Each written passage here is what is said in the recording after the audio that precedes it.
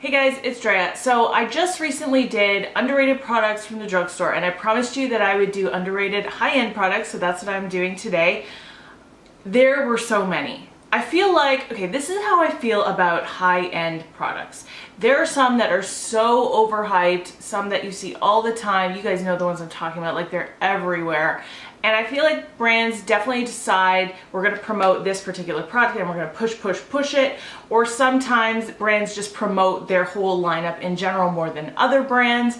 And it is the truth that the more these products get into the hands of beauty influencers, the more you're going to see those particular products and not necessarily the ones that they don't get sent or the ones they have to actually purchase themselves. And I never get sent products, so everything that you see here is stuff that I have purchased myself. Obviously, you're going to get my honest opinion on everything. But yeah, I definitely feel like there are those certain products that get pushed, and these are definitely not them. But these are products that are great, they're great quality, they work amazingly, and I really want you to know about them because I think they're worth picking up and they're worth using. Also, in my last underrated video, I did a surprise giveaway on my Snapchat, and I really wanted to do that again today because I don't know, I love interacting with you guys on Snapchat. I feel like it's the most one-on-one type of interaction I get with you, other than the comment section, of course. But I really wanted to get back to you guys. So if you are watching this video on the day it is dropped, go check out my Snapchat right here, and there will be all the instructions on how to enter. So let's just hop into underrated products from high-end brands. Let's first talk about foundations. Now, as I was going through my foundation drawer, there were definitely quite a few that stood out to me as being not hyped at all, but still really, really good products. One that I think as a brand doesn't get talked about a lot is Lancome. Now, I think when you think of like full coverage foundation that's hyped on YouTube, you probably think of something like Estee Lauder Double Wear, Hourglass Vanish Stick, stuff like that. But Lancome in general, I think make amazing foundations. So I actually have three. I'm just going to talk to you about these two today, but all the foundations I've ever tried from them I have loved. This one here is one of my all-time favorite foundations. It is absolutely spectacularly beautiful. This is the Lancome Tint Miracle. Right on the bottle, it says Lit from Within Makeup, Natural Skin. And I really do feel like that's exactly what this does. It really gives you that glowiness, like you're just beaming, but it's your own skin still. It really looks super natural. This is a very, very liquidy foundation. It's more of that type of foundation that a little goes a pretty long way because it's just densely packed pigment in a liquid, and you still get a very light layer of foundation, so it doesn't cake up at all. This is the foundation I'm wearing today. The other thing I really like about Lancome is if you find your shade in one of them, that's your shade in everything. So every Lancome foundation I have is Ivoire 4, or sometimes they call it like Ivoire 140, but it's basically the same gist across all foundations. And then this one here is the Lancome Tint Idol Ultra 24 Hour. I feel like this gets talked about a little bit more than the Tint Miracle, but not as much definitely as like some other full coverage foundations. This is definitely full coverage, this is definitely mattifying, this is definitely stay all day wear. You probably, if you are very oily like me, won't have to blot very much or reapply powder. I only have to do it once with like full coverage mattifying foundations like this, and it lasts, like it looks as perfect at the end of the day as it did at the beginning of the day. If you are more dry, go for this one, definitely, because this has no oil controlling or mattifying properties. It really is a glowy foundation. However, on my oily skin, I still feel like I can wear this all day. I just have to blot way more throughout the day, but it still looks really good by the end of the day. So Lancome foundations in general, supremely underrated. Whenever there's a new launch with high-end brands, you will see it for like a day or two. You might see it for a week. And then depending on the product, a lot of the time they just fall off the face of the earth. So I think it was probably about 6 months ago, Hourglass released a new line of lipstick called the Girl Stilo lipstick. Now, I only ever purchased one. There were a lot of beauty gurus that got sent like the whole lineup. But I feel like when brands don't continue to promote or sponsor videos with the biggest gurus, you probably don't hear about them a lot after the fact, you know what I mean? Like, it's always the hot newness, and if it's not new anymore, a lot of times it gets forgotten about by the big biggies on YouTube. So I picked this up when it first got launched. Mine is in the shade Achiever. This is definitely more, I think, of like a fall winter shade for me. It's a deep kind of bronzy brown nude, and I love it. I just don't really like it on me too much in the summertime. But in terms of formula, I think these are awesome. Like, they're super moisturizing. They have full color, even though they're like glossy and shiny and moisturizing, you know, like you don't have to get a matte lipstick that gives you this effect. So if you're not into super matte and you still like glossy, moisturizing, creamy lipsticks like me, you would probably like something like this. One of my favorite blush formulas is from Mercier. I've talked about this blush so much on my channel, but I never see it talked about anywhere else. These are the Second Skin cheek colors. I have Lotus Pink and Spice Cider. I also have Lotus Pink in a palette. It is part of my makeup use up, which is why there's a poop emoji on it. I got emoji stickers on all of my makeup use up items. I don't know if I'm gonna hit pan on it. It's very kind of short and squat and dense, so it will take me a while, but this is my favorite blush ever. Like, it's just the most gorgeous, sheeny, peachy pink goodness. It's so gorgeous. I love sheeny blushes. I'm not huge on matte blushes. I definitely like a sheen and a glow to my blush, so that's why I like these so much. This is a more nude kind of fall time shade, this Spice Cider. I think it's just beautiful. They're both really, really gorgeous. And this formula is just awesome. Like, they wear all day, they look gorgeous and natural on the cheeks. They don't get talked about a lot. I think Mercier in general isn't a very hyped brand. Okay, let's talk about liquid lipstick. If you've been with me for a while, you know I do not like drying, mattifying, super dry formulas on my lips. I just cannot abide it. Like, I cannot abide a drying formula on my lips. So even though I do own a few and I will wear them from time to time, usually I take them off after an hour. Exception to that rule is this formula from Bare Minerals. These are the Gen Nude liquid lipsticks. So last year, can't remember exactly when, they released all the nudes. It was a whole launch of Gen Nudes. There are so many colors, you guys. There are just, you could have any color you wish and you'll get it in the nude formula. Like, there's so many. I got a gift set at Christmas, so I got these little minis, which are awesome because I'm never going to use up a full size anyway, but I did purchase this one too. So I have quite a few in the Gen Nude line, and they just released these new colorful ones. So I just looked it up. These are called the Gen Nude Matte Liquid Lip Colors, and then these new ones are called the Statement Lip Matte Liquid Lip Colors. So these are nudes and these are statements. So I just bought these two recently. I haven't even like hauled them on my channel. I'm wearing this one today, which is the shade OMG. It's this gorgeous deep violet. Like, I love this shade. I've been wearing a lot of colors like this lately on my channel, if you've noticed. And then I really liked this one too. This is in the shade Juicy.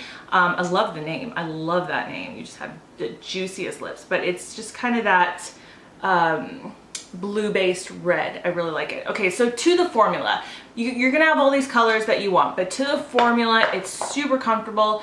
It is not like fully transfer proof. I've been wearing this one for about 20 minutes, and yeah, it's not even fully dried down. Like, they take a long time to dry down. They really do. That's kind of a con, but they are so comfortable to wear. They're gonna last hours and hours and hours if you don't like have a makeout session, eat a whole pizza, you know, drink 5 cups of coffee.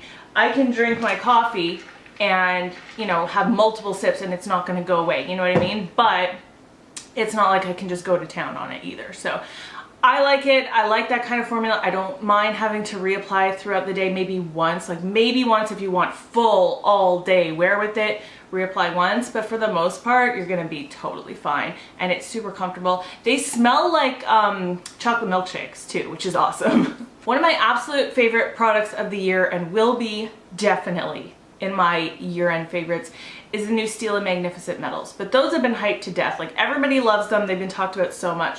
Something that I think is a really good glitter product but that doesn't get talked about a lot is the Urban Decay Heavy Metal Glitter Liners. Now, these have been around a long time. It's not like they're totally ignored, but they're definitely not like out there in front either. So I have the shade here called Distortion.